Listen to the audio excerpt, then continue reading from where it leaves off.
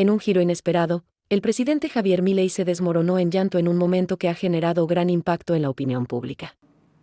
Declarando y se ilusiona, Tessa sufre una descompensación y muere al otro día en un infarto masivo. Buenas tardes. Muchas gracias a todos los aquí presentes. Mis palabras van a tener dos bloques. En un bloque voy a hacer una breve reseña de la historia política del doctor Menem y después voy a tomar el atrevimiento de contar algunas anécdotas que me parecen pertinentes. Y si no les parece, pido perdón ex ante. Un día como hoy, hace 35 años, 14 de mayo de 1989, este hombre que estamos reivindicando hoy era electo presidente de la Nación. Por eso elegimos esta fecha para hacerle un homenaje y colocar el busto de Carlos Saúl Menem en el lugar que corresponde. ¿Quién era Menem? Podríamos hablar horas de su larga y extensa vida personal y política, pero vamos a hacer una síntesis y tal vez en ella podamos ver algunas características de quien nos trae hoy aquí. Oriundo de La Rioja, abogado, el primer abogado de la colectividad siria libanesa en toda La Rioja. Se recibió en Córdoba en 1954 y acá comentó algunos datos interesantes que lo muestran como persona y que a su vez describen lo que fue su carrera política. Apenas se recibe, se le acercan en ese entonces del peronismo y le dicen: afiliate al justicialismo y te designamos fiscal.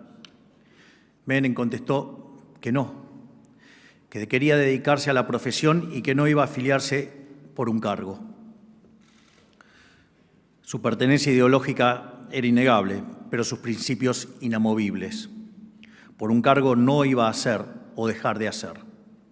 Tenía otros objetivos y eran muy claros. Su primer cargo público fue gobernador. No tuvo escala previa en el Estado, no fue subsecretario, ni asesor, ni director, ni viceministro, ni diputado, ni ninguna otra cosa.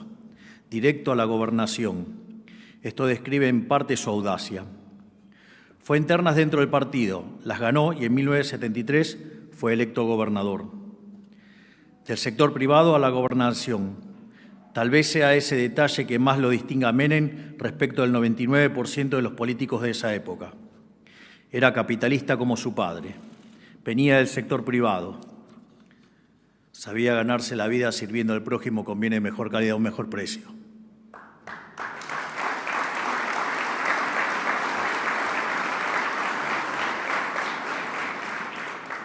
La historia cuenta que llegó a tener 11 empleados en su estudio jurídico. Sí, 11 empleados en La Rioja, en un estudio jurídico en la década del 60. Una verdadera odisea, casi una hazaña. ¿Quién lo hubiera imaginado? Tal vez eso explique mucho de lo que fue su trayectoria en la vida política, a la cual entra luego de haber trabajado 19 años en la profesión. ¿Pero qué más? Fue privado de su libertad desde 1976 a 1981. Estuvo preso en un barco, en Magdalena, Mar del Plata, Tandil y Las Lomitas.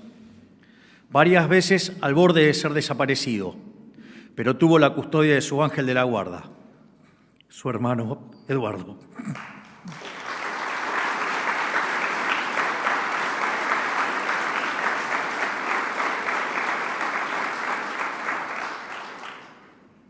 Me emociono porque sé lo que viene en esta parte del discurso, por eso.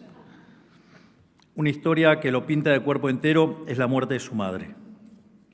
En el año 76, cuando lo detienen, se lo llevan preso a Buenos Aires.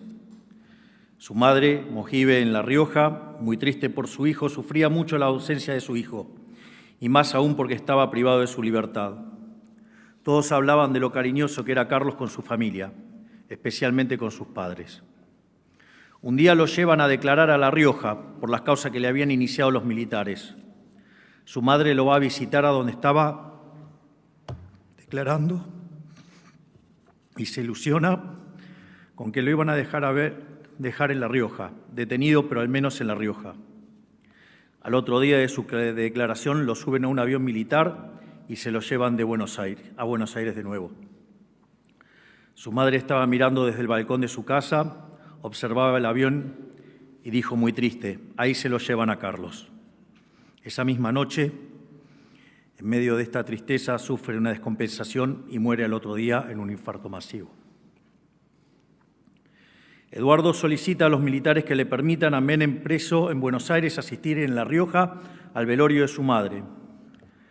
Los militares se lo niegan. La persona que se lo niega fue el general Arguindegui. Luego, Menem sale en libertad, es electo gobernador nuevamente en 1983 y reelecto en 1987, y en 1989 es elegido presidente por primera vez. A los meses de asumido como presidente, utilizando las herramientas constitucionales, toma la decisión de pacificar a la Argentina a través de numerosos indultos, otorgados a militares como así también a guerrilleros. La historia dice que el primer indulto se lo firmó al mismo general Arguindegui, que le había prohibido asistir al velorio de su madre. Esto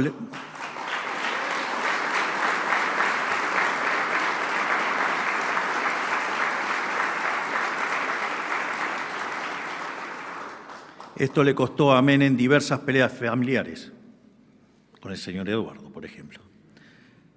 Cuando estaba indultado nada más ni nada menos que a quien le había impedido despedir a su madre.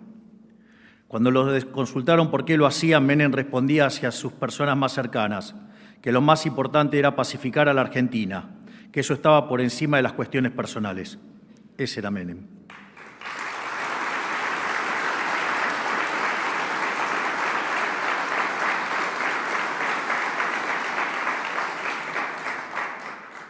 Por eso hoy estamos haciendo un acto de justicia.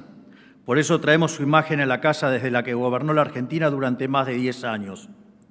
De esta manera estamos reconociendo su liderazgo, su trayectoria política y sus gobiernos. 3 veces electo gobernador, 2 veces electo presidente, 3 veces electo senador. En todos los casos, siempre por el voto popular. No podemos olvidar que Menem recibió una catástrofe hiperinflacionaria y entregó a su sucesor en 1999 un país ordenado, estable y con un PBI per cápita 60% más alto que el del 89.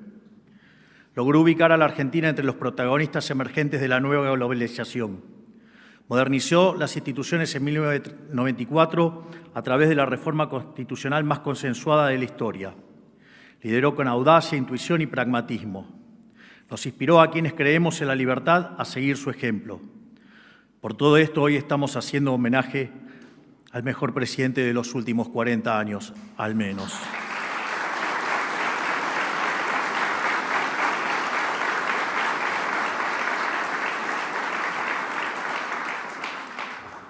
Finalmente, quiero contar algunas cosas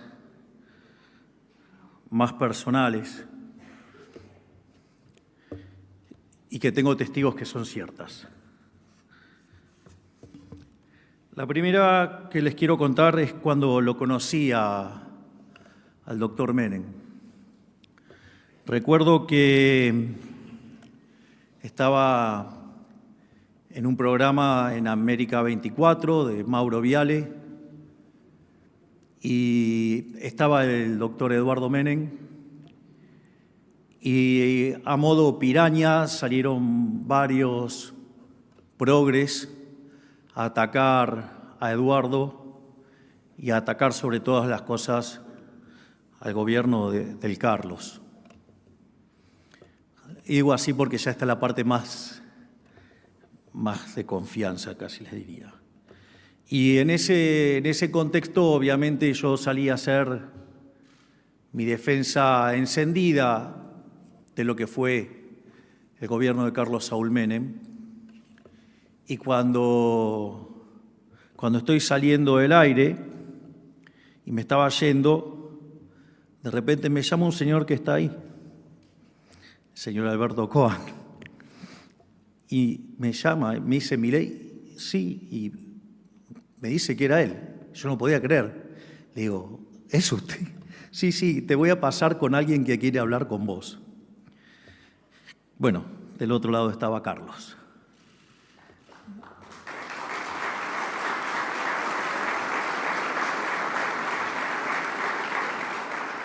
En ese momento Carlos me agradeció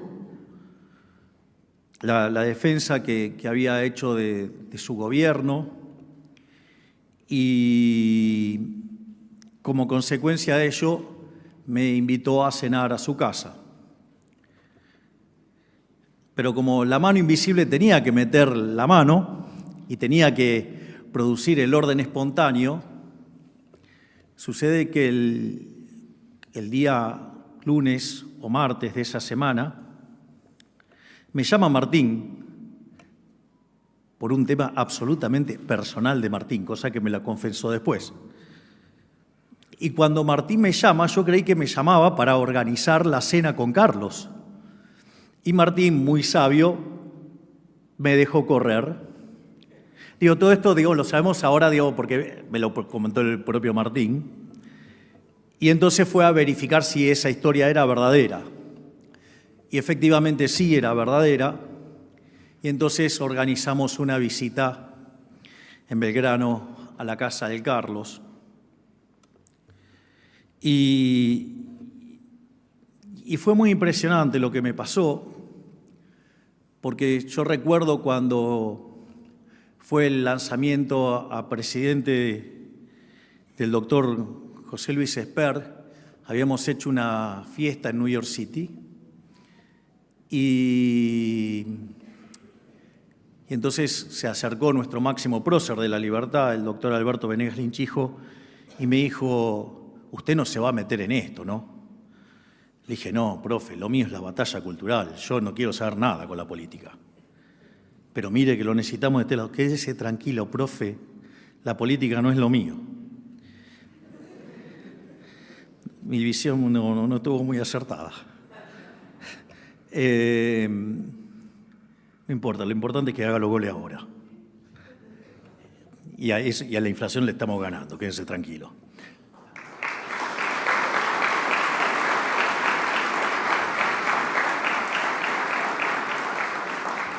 Entonces, programamos una visita a la casa de Carlos y cuando llegué, Carlos me saludó con mucho afecto, me dio un beso, un abrazo y en ese momento me dijo algo que me dejó helada la sangre.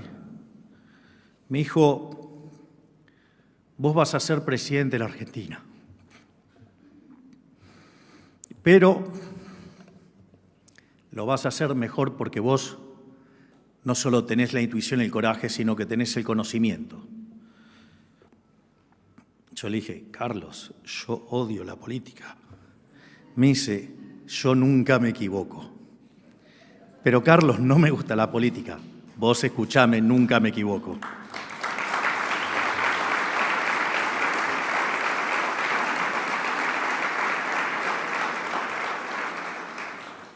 Después comenzó la charla y tuvimos toda una charla de economía, digamos, muy buena, por cierto. Interrumpió la charla y me volvió a decir lo mismo, de que iba a ser presidente, y yo me resistía.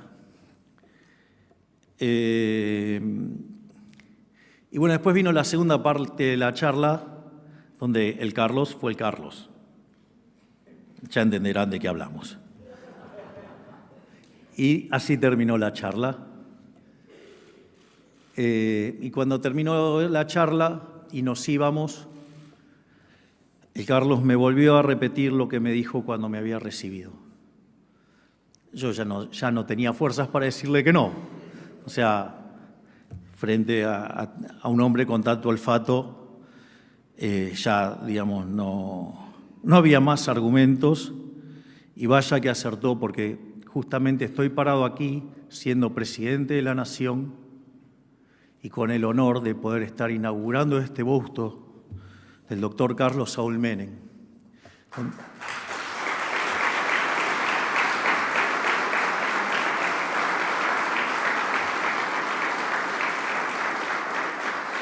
Y no es menor dónde está ubicado este busto. Si ustedes se fijan, aquí está el busto de Bartolomé Mitre. ¿Por qué Mitre? La importancia de Mitre. Porque más allá, digamos, de la enorme labor de Urquiza, de poner en práctica la Constitución de Alberdi del 53 a partir del 54, digo, con el triunfo, supongamos que una parte dice que fue triunfo, otra parte dice que no, pero sea por lo que sea, digo, un acuerdo, digamos, para unificar Buenos Aires a las Provincias Unidas del Sur, de constituir Argentina, y a partir de ese año, cuando se empieza a aplicar la Constitución de Alberdi, de ser un país literalmente de bárbaros, en 35 años nos convertimos en la primer potencia mundial.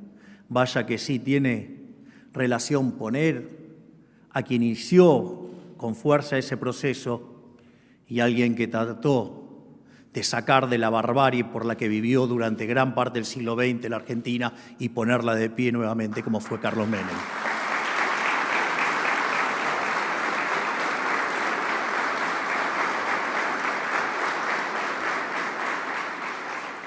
Obviamente hay una reasignación de bustos y obviamente que tiene todo un sentido. Está el busto de Sarmiento, alguien con un coraje fuerte, un hombre que, si bien era culto, no era el adalid de las formas, pero tenía el coraje que tenía que tener para hacer las cosas que hizo y ser uno de los grandes presidentes de la historia argentina, ser un precursor en la idea del capital humano como factor de crecimiento y que, dicho sea de paso, también le decían el loco.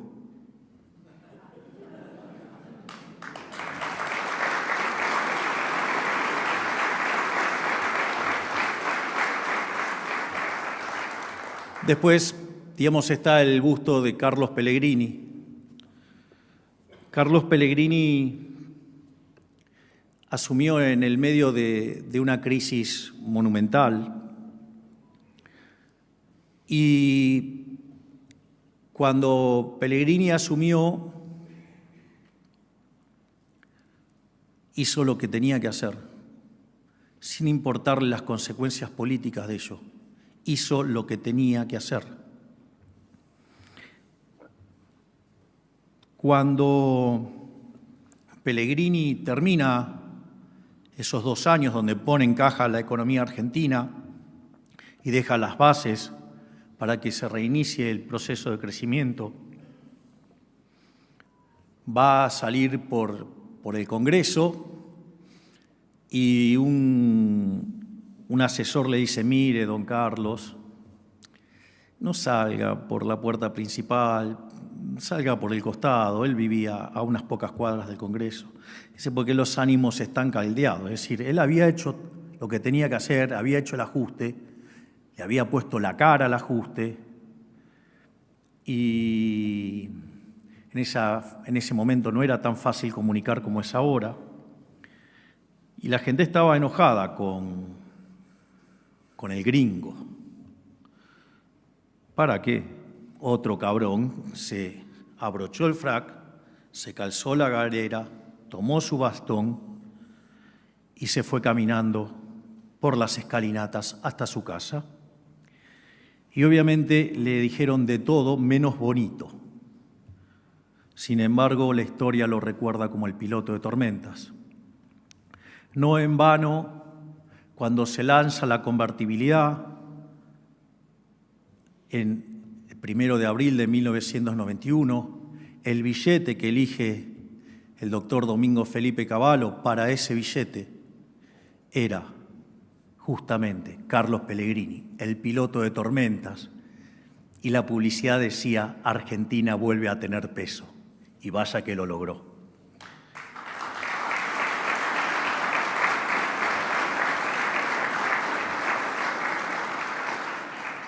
Y naturalmente, como no podía ser de otra manera, está el busto de Julio Argentino Roca, 2 veces presidente de la Argentina, el primer presidente argentino que fue elegido 2 veces presidente, y que si no fuera por el Carlos, hubiera sido el mejor presidente de la historia. Respecto a esto,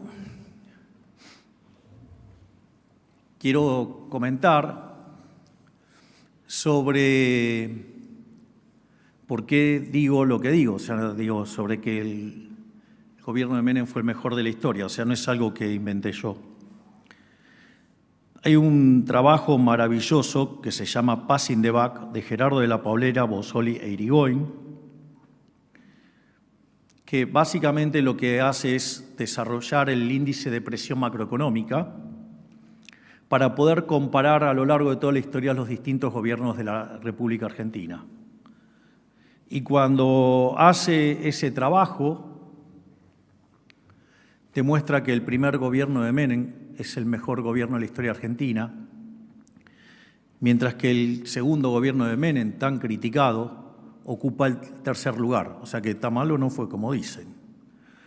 Pero, frente a las críticas y el tema de la joya de la abuela y todo, digamos, las críticas que hacen los mediocres para desprestigiar las cosas buenas que se hacen. En ese contexto, Gerardo de la Paulera y sus coautores deciden corregir dicho índice limpiando el efecto de las privatizaciones. Y aún a pesar de eso, el primer gobierno de Menem sigue siendo el mejor de la historia y el segundo cae en el 6º lugar. Así es que, les duela o no, ha sido el mejor presidente de la historia.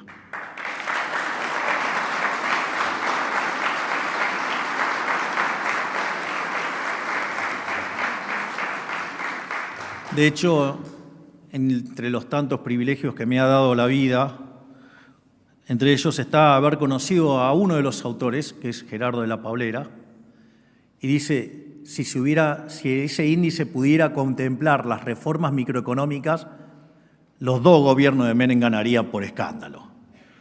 Así es que, digamos, si hay algo que dije siempre es que fue el mejor presidente de la historia y hoy vengo y lo reafirmo con el honor y el orgullo de estar estrenando este busto.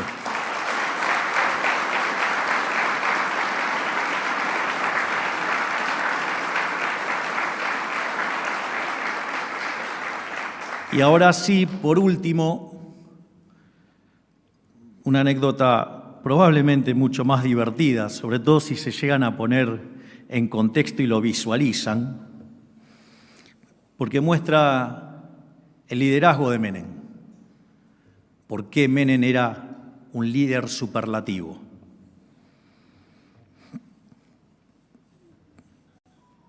Había volado por los aires el plan de Bungibor, digamos, había colapsado el modelo de Herman González y estaban en Olivos, estaban justamente Cavallo y estaba Guido Di Tella, hombre brillante, si los hubo. Y esto me lo contó Gerardo de la Paulera porque estaba ahí en Olivos. Y el Carlos, mientras que entre Domingo y Guido se estaban matando a ver cómo le encontraban la vuelta, bajó Menem, presto para jugar al tenis, con pantaloncito blanco, remerita blanca, las 2 muñequeras blancas, la vincha, o sea, todo un Vilas, la raqueta y las pelotas. O sea, mientras que los otros 2 estaban matándose, digamos, Menem viene casi vestido de Vilas. Entonces le dice que se iba a ir a jugar al tenis y que cuando volvía tuvieran todo terminado. Efectivamente, cuando volvió, digamos, estaba todo en orden. ¿Por qué menciono esto? Porque tiene que ver con el liderazgo. Un verdadero líder se muestra y queda en claro por las personas que lo acompañan. Y si hay algo que caracterizó al gobierno de Carlos Menem, fue de haberse rodeado siempre de los mejores. Nunca tuvo miedo de rodearse de gente talentosa. Y eso era lo que lo mostraba como el líder mayúsculo que fue.